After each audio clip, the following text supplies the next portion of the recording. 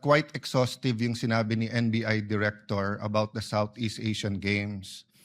So if the intention was to have a chilling effect, we already have that chilling effect. May 11, hinabol dito sa session hall na to ng mga ahente ng NBI si Senator Bato. May 13, nagkaroon ng enkwentro, putukan, pinipilit ng NBI na hindi sa loob ng Senado, but we have all the evidence that it was inside the Senate. Other incidents, I do not want to evoke a reaction or debate because I want to respect my fellow senators. Much of this has been vented in the media, is in court.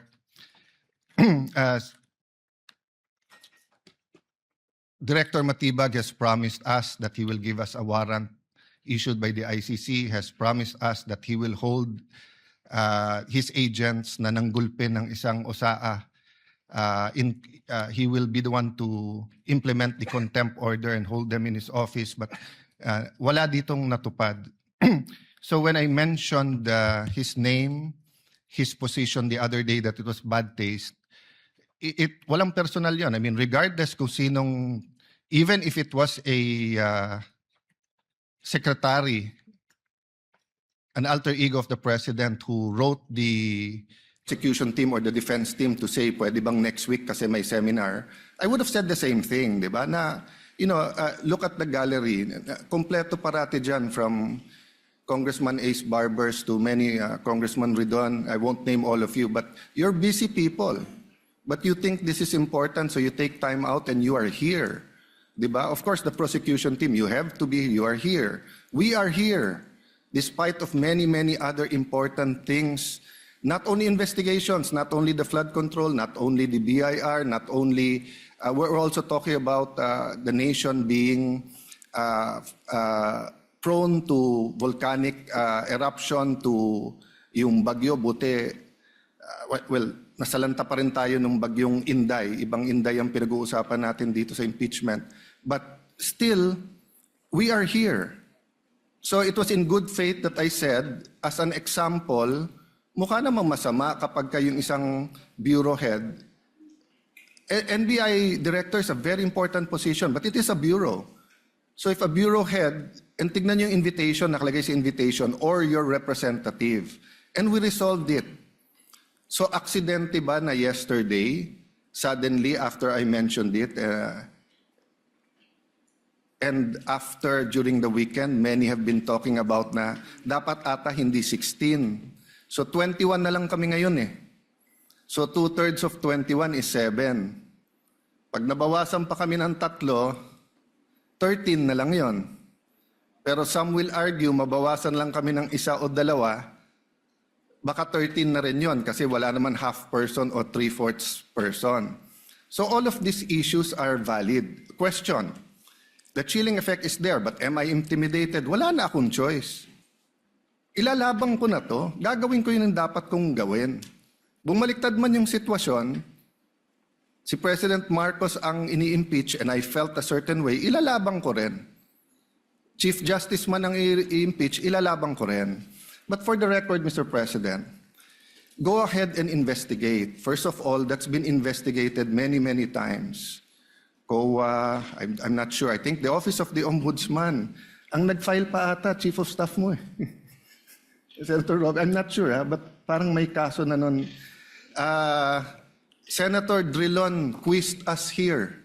I was Speaker of the House, but I chose to appear before the Senate to be able to answer all of those questions directly.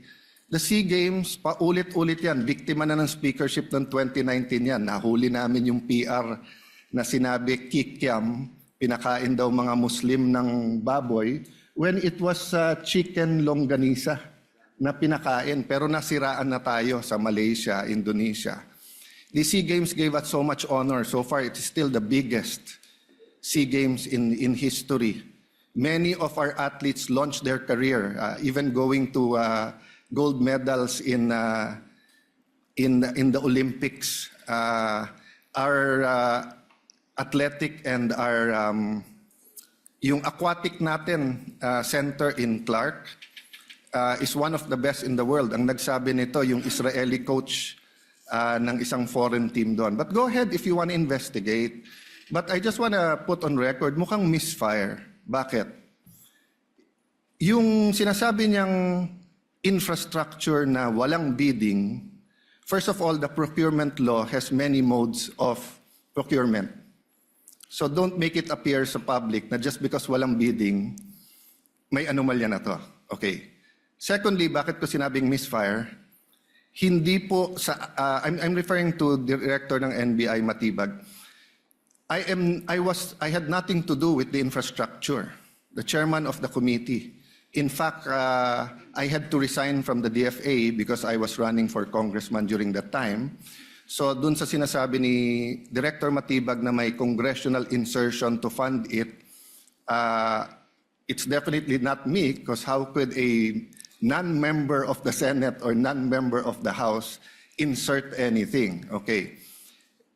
Dun sa sinasabi niyang infrastructure, it was done by the BCDA. The chairman of the BCDA is one of the closest advisors of the president now. The president of the BCDA is one of the closest advisors and is a secretary now. And he said medyo kaduda tong kumpanya na nanalo walang bidding. If I'm not mistaken, it's the same company who's making the City Hall of Pasig. Yeah? So, I mean, if they want to investigate, go ahead. But by mentioning the organizing committee of the SEA Games, ako po chairman nun. At paninindigan ko po na napakaganda nung nangyari doon. At kung may anomalya, ako unang magagalit. So, go ahead. But my point, Mr. Chairman, honorable members of the court, sa prosecution, to be fair sa prosecution at marami akong kaibigan, I've never felt any intimidation from any of you. I mean, you've continued to be either friends or for those who are former friends but friends. I mean, I don't know if nagkamali lang ako, but on the first day, I nodded ng konti kay Senator De Lima. Gumanon din siya, hindi ko alam kung na-acknowledge because we were friends once upon a time. And this is a court. We owe it to each other to be professional, di ba? So wag tayong pumayag na someone like Director Matibag would do that. My point, Mr. President, Mr. Presiding Officer, he could have not announced it and investigated. Imbestigahan mo, tingin mo may mali, imbestigahan mo. But it is unfair to me and unfair to the court that kung kailan siya patatawag siya sa Monday, intimidate mo ako, hindi kita tatanungin sa Monday dahil mag-a-announce ka na iimbestigahan mo. Tapos sasabihin mo may insertion, tapos sasabihin mo hindi liquidated po lahat yun. So, let me talk of unfairness. Hindi ba unfair? Kung ako, babalik na rin ko, sasabihin ko, inimbestigahan ko na rin kahapon Ang sabi sa akin, mainit ang ulo ni Director Matibag kasi may contractor na daw yung binigay na lupa para sa NBI at gusto niya sarili niyang contractor. So would that be fair to him? No. It would be a marites accusation. So that's the same thing he announced yesterday. A marites accusation towards me that affects this court because I am now a senator judge. So I hope this is the last time that I'm going to have to speak about this. But definitely, we've been speaking about this, binabawasan talaga kami. Iniisa-isa. Even yung mga vlogger na malapit sa administrasyon, sabi, 2 down, 3 down, may kasunod na. Di ba? So, Mr. President, I want this impeachment to be a test that the 1987 Constitution works and that despite political differences, the prosecution and defense, I saw them after the first or second day, nagkakamayang kayo, nagkakamustahan. After the first or second day nung mainit na baliktaktakan dyan sa pre-trial, nagbabatian, di ba? Even in court. So we can't help but be emotional. We can't help but get mad at what we think is disgusting or sometimes crossing the line. But is there any question that for this verdict, whether it's for conviction or acquittal, to be accepted by the Filipino people, we have to make sure that the integrity of the court is intact. I will admit to you, nahirapan po ako. Wala si Senator Marcoleta. Iilan lang po kaming abogado dito. Si Senator Pangilinan, Senator Cheese, si Aimee is a law graduate, di ba? Pia. Senator Pia, Bam is a second-year law student and I'm encouraging him na tapusin niya. Total review na yung nangyayari ngayon. But it's not easy. 24 lang kami, nabawasan na ng 3. So I hope this issue of the integrity of the court becomes an issue for all of us. No, I'll repeat what I said when I was Senate President. Director, hindi mo kami natibag. So wag mo try itibagin tong representation na to o itong impeachment court because what you're doing is not helping. Investigate whatever you want to investigate. You want to investigate ba't ako nagpatubo ng balbas? Investigate mo, no problem with me. Pero wag mo nang i-announce kasi nga naaapektuhan yung integrity ng court. Thank you for the leeway, Presiding Officer. Thank you, Senator Judge Alan Cayetano.